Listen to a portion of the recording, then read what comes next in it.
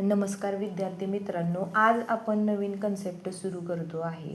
तर त्या कन्सेप्ट सुरू करण्याच्या आधी आपल्याला काही छोटे कन्सेप्ट आहेत ते समजून घेणं गरजेचं आहे. इथं आपण पाहणार आहे डिटर्मिनंट. डिटर्मिनंट कशा पद्धतीचं असतं ते बघायचं आहे. डिटर्मिनंट काय आहे?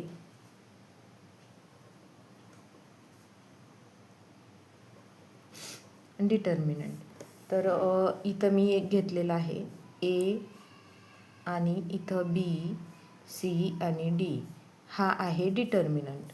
हा डिटर्मिनंट आहे इज अ डिटर्मिनंट आणि त्याच्यामध्ये काय आहेत ऑफ अ 4 नंबर्स. कोणते कोणते 4 नंबर्स आहेत? ए बी सी आणि डी अशा पद्धतीचे 4 नंबर आहेत. तर त्याच्यामध्ये आपल्याला बघायचं आहे ए आणि बीचं काय होते. हे ए आणि बी जे आहेत हे दोन्ही ए आणि बी जे आहेत ते आहेत रोज आणि ए आणि सी आणि बी आणि डी हे आहेत कॉलम्स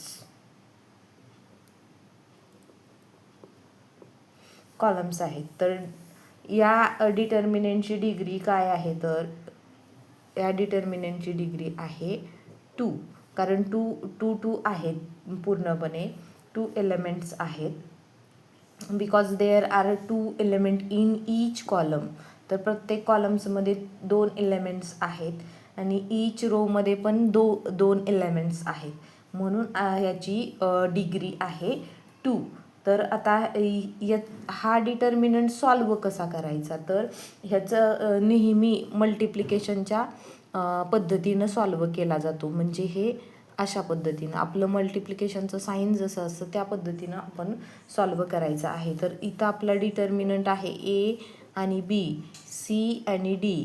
तर हा सॉल्व कसा करायचा आहे? तर ए मल्टिप्लाय डी हे एका ब्रॅकेटमध्ये येतं मायनस बी मल्टिप्लाय सी हे दुसऱ्या ब्रॅकेटमध्ये येतं. अशा पद्धतीनं आपण हा डिटर्मिनंट सोडवायचा आहे. नेहमी ह्या दोन्हीचे मल्टिप्लिकेशन करत असताना मध्ये मायनसचं साईन दिलं जातं. इथं अजिबात चुकायचं नाही. तर हे आहे आपलं डिटर्मिनंट. आता याच डिटर्मिनंटच्या जी मेथड आहे, डिटर्मिनंट मेथडचा वापर करून क्रेमर्स रूल आपण हे करायचं आहे, समजून घ्यायचं आहे. काय आहे क्रेमर्स रूल? क्रेमर्स रूलमध्ये काय आहे? तर पहिल्यांदा आपल्याला बघायचं आहे क्रेमर्स रूल कशा पद्धतीनं हे होतं. आता इथं आपल्याला अशा पद्धतीचे 2 इक्वेशन दिली. A1x plus B1y is equal to C1 हे आपलं पहिलं इक्वेशन आहे. तसंच दुसरं इक्वेशन दिलं A2x plus B2y is equal to C2 हे आपले 1 आणि हे आपले 2 इक्वेशन. म्हणजे इथं नंबरिंग येऊ शकतं. हे फॉर एक्झाम्पलसाठी आपल्याला समजून घ्यायचं आहे कशी आहे डिटर्मिनंट मेथड, म्हणजेच क्रॅमर्स रूलची, म्हणजे डिटर्मिनंट्स मेथडची जी आहे त्याचा आपण स्टडी करतोय.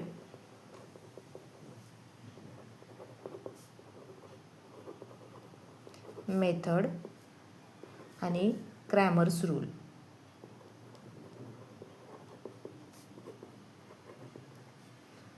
क्रॅमर्स रूलनुसार आपल्याला सॉल्व करायचं आहे. तर इथं आपल्या आता यूज करायचं आहे कशा पद्धतीनं क्रॅमर्स रूल होणार आहे. आता इथं घ्यायचे आहेत म्हणजे की आता आपल्याला ए आणि बी कशा पद्धतीनं, म्हणजे आपण आता हे इथं एक्सचे कोइफिशियंट जे आहेत ते एका साईडला घ्यायचे आणि वायचे कोइफिशियंट आहेत ते एका ठिकाणी घ्यायचे. म्हणजे की डिटर्मिनंट आपण बनवतो आहे. डिटर्मिनंट इज इक्वल टू डिटर्मिनंटमध्ये A1 A2 B1 B2. आता कशा पद्धतीनं इथं आहे तर कोइफिशियंट ऑफ एक्स आणि इथं आहे तो कोइफिशियंट ऑफ वाय. म्हणजे हा वायचे कोइफिशियंट इथं घेतलेला आहे. तर आपला असा डिटर्मिनंट तयार झालेला आहे.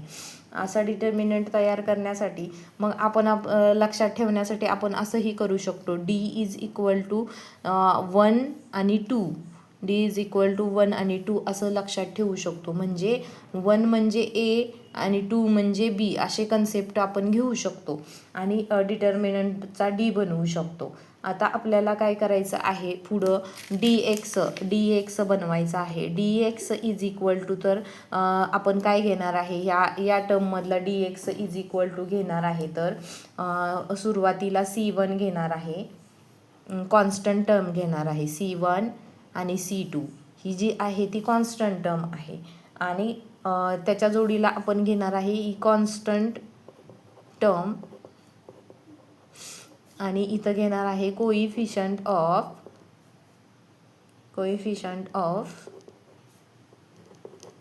वायचा कोइफिशियंट काय आहे, वायचा कोइफिशियंट आहे B1 आणि B2.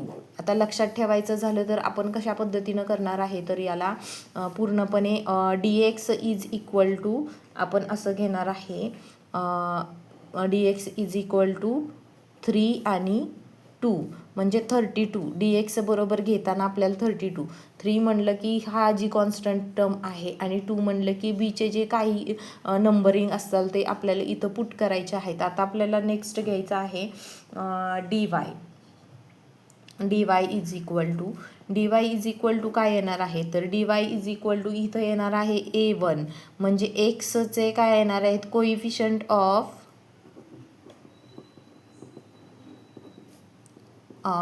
एक्स येणार आहे आणि इथं येणार आहे अशा कॉन्स्टंट टर्म येणार आहे. कॉन्स्टंट टर्म इथं येणार आहे. कॉन्स्टंट टर्म म्हणजे C1 C2 A1 A2 अशा पद्धतीनं आपला dy तयार झालेला आहे. dy साठी आता आपण शॉर्टकटमध्ये ट्रिक लक्षात ठेवण्यासाठी घ्यायचं आहे, तर इथं घ्यायचं आहे 1 आणि हा 3. dy साठी 13, d साठी 12, dx साठी 32 आणि dy साठी 13. हे कायमस्वरूपी लक्षात ठेवायचं. जसं की आपल्याला आता पुढे एक्सरसाइज म्हणजेच प्रॅक्टिस सेट ज्यावेळेस आपण सोडवू त्यावेळेस हे पूर्णपणे आपल्याला लक्षात यायला पाहिजे की काय आणि कसं आपण सोडवणार आहे ते. तर आता त्याच्यानंतरची नेक्स्ट स्टेप आहे. आता आपण बघूयात काय आहे आपला फॉर्म्युला एक्स आणि वाय फाइंड आउट करण्याचा फॉर्म्युला. तर हा फॉर्म्युला पण लक्षात ठेवायचा आहे. X is equal to dx divided by D हा आहे एक्सचा फॉर्म्युला.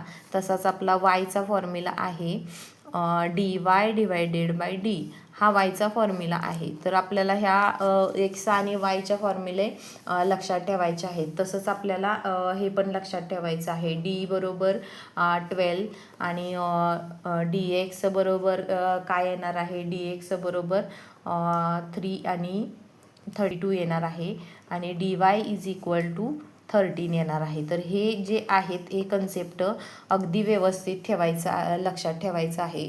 या कन्सेप्टवरच्याच बेसिसवरती आपल्याला पूर्णपणे नेक्स्ट प्रॅक्टिस सेट सोडवायचा आहे.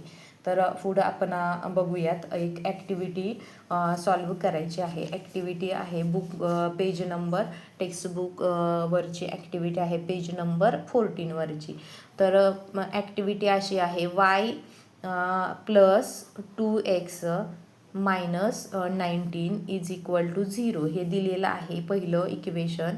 आणि नेक्स्ट इक्वेशन आहे 2x minus 3y plus 3 is equal to 0 असे दोन आपल्याला इक्वेशन दिलेले आहेत. तर आता आपल्याला ह्या इक्वेशनला काय करायचं आहे, ax plus by is equal to c ह्या फॉर्ममध्ये कन्वर्ट करायचे आहेत, ह्या इक्वेशनला पण आणि ह्या इक्वेशनला पण. तर आता कसे होणार आहेत हे दोन्ही इक्वेशन आपण जर त्या फॉर्मॅटमध्ये बनवले, ax plus by is equal to c ह्याच्या फॉर्मॅटमध्ये बनवायचं आहे. तर इथं जे आहेत हा वायचा फॅक्टर आहे, हा एक्सचा फॅक्टर आहे. इथं एक्स आहे, इथं वाय आहे. इथं उलटं पालटं झालेलं आहे ते फक्त आपल्याला व्यवस्थित करून घ्यायचं आहे. तर इथं पहिलं इक्वेशन आपलं बनणार आहे 2x plus y is equal to 19 हे असं बनलं आपलं हे इक्वेशन. आणि दुसरं जे आहे ते त्याच्यामध्ये 2x minus 3y is equal to हा प्लस आहे इकडं शिफ्ट केल्यानंतर काय होणार आहे -3. तर हे दोन्ही इक्वेशन ह्या फॉर्मॅटमध्ये लिहायचे आहेत, कारण जेणे तरच आपल्याला त्या डिटर्मिनंट पद्धतीनं म्हणजेच क्रेमरच्या रूलने आपल्याला ते सोडवता येणार आहे. तर कशा पद्धतीनं सोडवायचं आहे तर बघा, डी इज इक्वल टू, सुरुवातीला आपल्याला डी काढायचं आहे. त्याच्या आधी डी काढण्याच्या आधी याला नंबरिंग करून घेणं गरजेचं आहे. म्हणजेच A1 काय आहे तर आपला 2 आहे. A1 is equal to 2. आता इथं B1 काय आहे तर 1 आहे आणि C1 काय आहे तर आपला 19 आहे. तर सेकंड इक्वेशनमध्ये A2 काय आहे तर 2 आहे आणि B2 मध्ये काय आहे तर त्याच्या साईन सकट आपल्याला घ्यायचे आहेत ते, आणि C2 इज इक्वल टू -3. तर अशा पद्धतीनं व्यवस्थित घ्यायचे आहे, साईन सकट घ्यायचं आहे की साईन राहिले मग ते साईन जर राहिले तर एक्झॅक्टली एक्झाम्पल काय होत आहेत. आता आपल्याला डिटर्मिनंट फाइंड करायचं आहे. डिटर्मिनंट घेण्यासाठी काय घेतो आपण 1 आणि 2. 1 म्हणजे कोण आहे, इथं येणार आहे ॲक्टिव्हिटी आहे, इथं काय येणार आहे ते ब्रॅकेट दिलेले आहेत ते आपल्याला फिल करायचे आहेत. तर कशा पद्धतीनं होणार आहे, इथं 2 आहे, इथं -3 आहे. तर आता आपण भरू शकतो. A1ची व्हॅल्यू इथं येणार आहे, तर इथं किती येते व्हॅल्यू 2 येते, आणि इथं येणार आहे सेकंडमधलं B1ची व्हॅल्यू इथं येणार आहे. B2ची तर ऑलरेडी दिलेली आहे.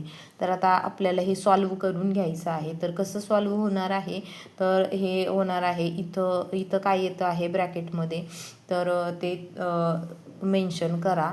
तर याच्या इथं दिलेले आहे -3. ही झाला पहिला ब्रॅकेट. आता ह्या दोन्हीच्या मध्ये सेकंड ब्रॅकेटमध्ये 2 इंटू इथं काय येणार आहे ते तुम्ही मेन्शन करायचं आहे. म्हणजे आता हा -3 मल्टिप्लाय इथं काय येणार आहे तर 2 येणार आहे. म्हणजे हे क्रॉस मल्टिप्लिकेशन आहे इथं, आणि इथं काय येणार आहे तर सेकंड ह्याच्यामध्ये 2 ऑलरेडी दिलेला आहे, तर इथं काय येणार आहे 1 येणार आहे. अशा पद्धतीची ही ॲक्टिव्हिटी आहे. तर पुढं सोडवली तर काय होणार आहे, या दोन्हीचं मल्टिप्लिकेशन 6, 3 2 जा 6, पण हे मायनस आहे 1 म्हणून इथं मायनस द्यायचं आहे. परत ए मायनस साईन आहे असं, आणि हा 2 1 जा 2. तर हे अशा पद्धतीचं झालेलं आहे. तर हे काय आहे, इथं मायनस आहे, इथं मायनस आहे. तर कोणती बाबा दोन्हीमध्ये ॲक्शन घ्यावी लागणार या दोन्ही नंबरमध्ये, तर या दोन्ही मायनस मायनस प्लस म्हणजे प्लसची म्हणजे ॲडिशन ही ॲक्शन होणार आहे या दोन्ही नंबरवरती. तर ॲडिशन करून आपला नंबर आला आहे 8.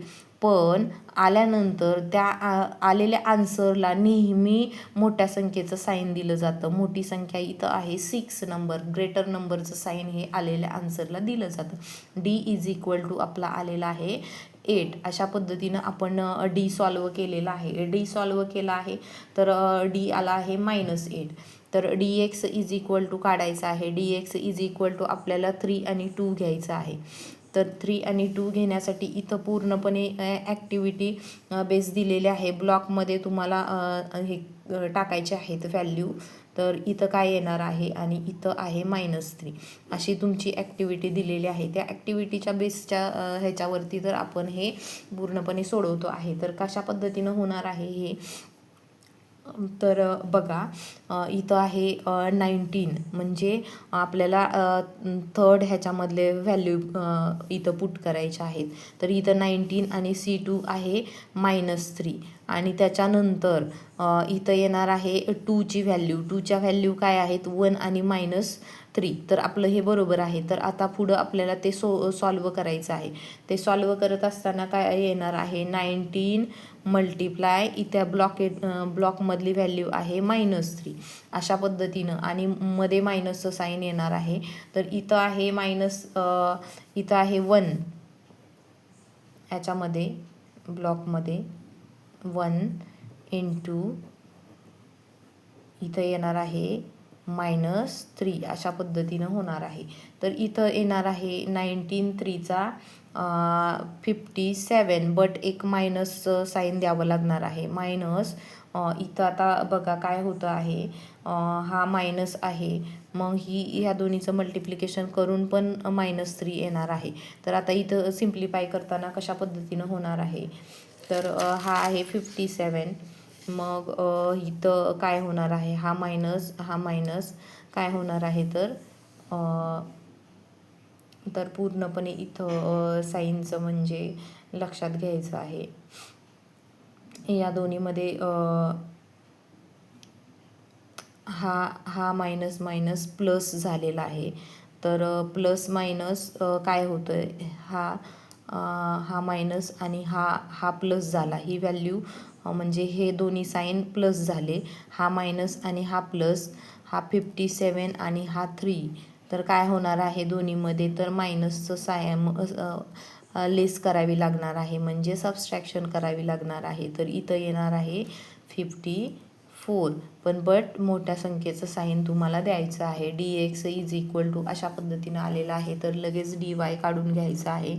dy बरोबर काय येणार आहे, तर इथं ब्लॉकमध्ये कोणती व्हॅल्यू येते, इथं 19 आहे आणि इथं 2 आहे आणि इथं या ब्लॉकमध्ये कोणती व्हॅल्यू येते, तर dy इज इक्वल टू 1च्या व्हॅल्यू आहेत 2 आणि 2 आणि सीच्या व्हॅल्यू आहेत 19 - 3. अशा पद्धतीनं इज इक्वल टू नेक्स्ट येणार आहे इथं ब्लॉकमध्ये 2 मल्टिप्लाय बाय -3 अशा पद्धतीनं आणि मायनस इथं ब्लॉकमध्ये येणार आहे 19 मल्टिप्लाय बाय 2 येणार आहे. तर आता इथं सिम्प्लिफाय करायचं आहे. या दोन्हीचं आलेलं आहे -6 -38. आता इथं होणार आहे दोन्हीची काय होणार आहे, मायनस मायनस प्लस होणार आहे. तर आलेलं आहे -44. dx आलेला आहे, dy इज इक्वल टू -44 आलेला आहे. तर आता क्रेमर्स रूल यूज करायचा आहे. क्रेमर्स रूल यूज करण्यासाठी पहिल्यांदा तुम्हाला काय करायचं आहे, इथं मेन्शन करायचे बाय क्रेमर्स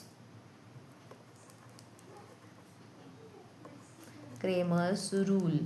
तर अप्लाय केलं x is equal to dx divided by d आणि इकडं घ्यायचं आहे y इज इक्वल टू, आता y आणि xच्या व्हॅल्यू काढायच्या आहे, तर dy बाय d अशा पद्धतीनं. तर काय आलेली आहे, xची value is equal to dx किती आलेला आहे आपला, dx आला आहे 54 डिवायडेड बाय -8 घ्यायचं आहे.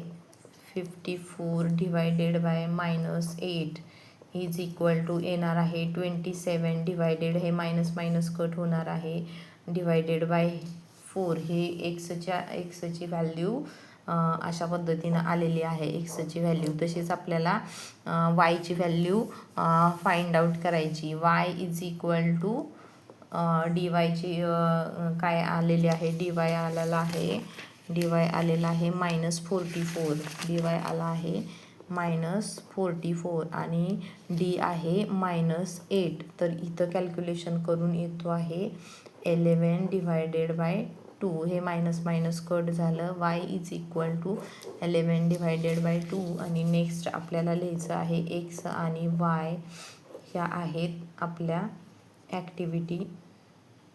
इज इक्वल टू इथं येणार आहे 27 डिवायडेड बाय 4 आणि 11 डिवायडेड बाय 2 ह्या आहेत आपल्या इज द सोल्युशन. अशा पद्धतीनं आपलं आन्सर भेटलेलं आहे. तर ही होती आपली ॲक्टिव्हिटी बेस क्वेश्चन. त्याच्यानंतर आपण सेकंड ॲक्टिव्हिटी बघतो. सेकंड ॲक्टिव्हिटी तिथं पूर्णपणे बुकमध्ये दिलेली आहे. तर सेकंड ॲक्टिव्हिटी मी इथं मेन्शन करते. इथं एक इक्वेशन दिलेलं आहे ब्रॅकेटमध्ये अशा पद्धतीनं 3x - 2y is equal to 3 दिलेलं आहे आणि इकडे एक इक्वेशन दिलेलं आहे तेही असंच आहे 2x + y is equal to 16. अशी दोन इक्वेशन दिलेले आहेत आणि बोललेलं आहे find the value of determinant. अशा पद्धतीने determinants in the given equation. आता आपल्याला काय करायचं आहे, त्याच्यानंतर हे ॲरोनं मेन्शन केलेलं आहे, ह्याचं इकडं बनवायचं आहे, याचं इथं घ्यायचं आहे आणि ह्याचं इथं घ्यायचं आहे, असं पूर्णपणे शो केलेलं आहे. तशा पद्धतीनं आपल्याला बनवायचं आहे. हे बनवायचं आहे डी साठीचं, इथं बनवायचं आहे dx साठी, आणि इथला ब्लॉक आहे तो बनवायचा आहे dy साठी. हे तुम्हाला साईडला कॅल्क्युलेशन करून बघायचं आहे. आणि त्याच्यानंतर सगळं मिळून इथं एक परत ब्लॉक बनवलेला आहे. अशा पद्धतीनं इथं घेऊन असे ब्लॉक बनवला आहे. आणि व्हॅल्यू अकॉर्डिंग असं बोललेलं आहे, value according to Cramer's rule.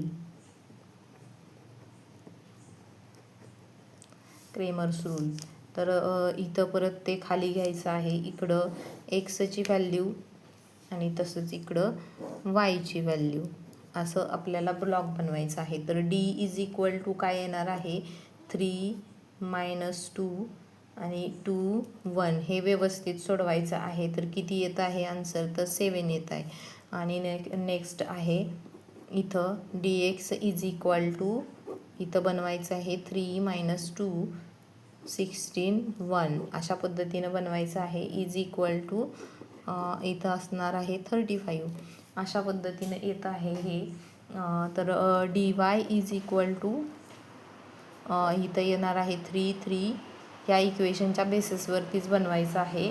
2 साईडला घेऊन सोडवायचं आहे, बघायचं आहे ॲक्युरेट, आणि ती व्यवस्थित कॅल्क्युलेशन करायचं आहे, चुकायचं नाही.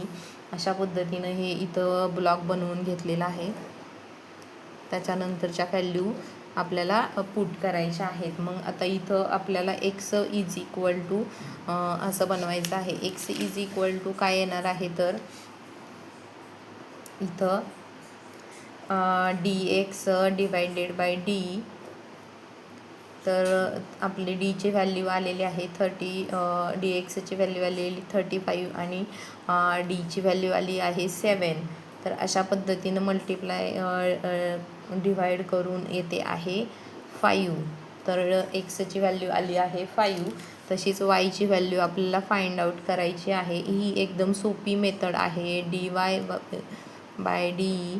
तर काय येणार आहे, dy ची व्हॅल्यू किती आलेली आहे 42 आणि डीची आलेली आहे 7 7 येणार आहे इथं 6. y इज इक्वल टू किती आलेले आहे 6. तर x आणि yचे व्हॅल्यू पुट केलेले आहे 5 आणि 6 इज दी सोल्युशन. अशा पद्धतीनं दिलेले आहे. एकदम सिंपल आणि इझी ॲक्टिव्हिटी आहे, व्यवस्थित सॉल्व करायचे आहे. आय होप तुम्हाला चांगलं समजून आलेले असतील हे दोन्ही ॲक्टिव्हिटी. क्रॅमर्स रूल काय आहे, डिटर्मिनंट काय आहे, मी बऱ्यापैकी छानपैकी समजून सांगण्याचा प्रयत्न केला आहे. जर तुम्हाला माझे व्हिडिओ खरंच आवडत असतील तर खरंच लाईक करा, सबस्क्राईब करा आणि बेल आयकॉनसुद्धा प्रेस करा, जेणेकरून माझ्या चॅनलवरच्या व्हिडिओच्या नोटिफिकेशन तुम्हाला भेटून जातील.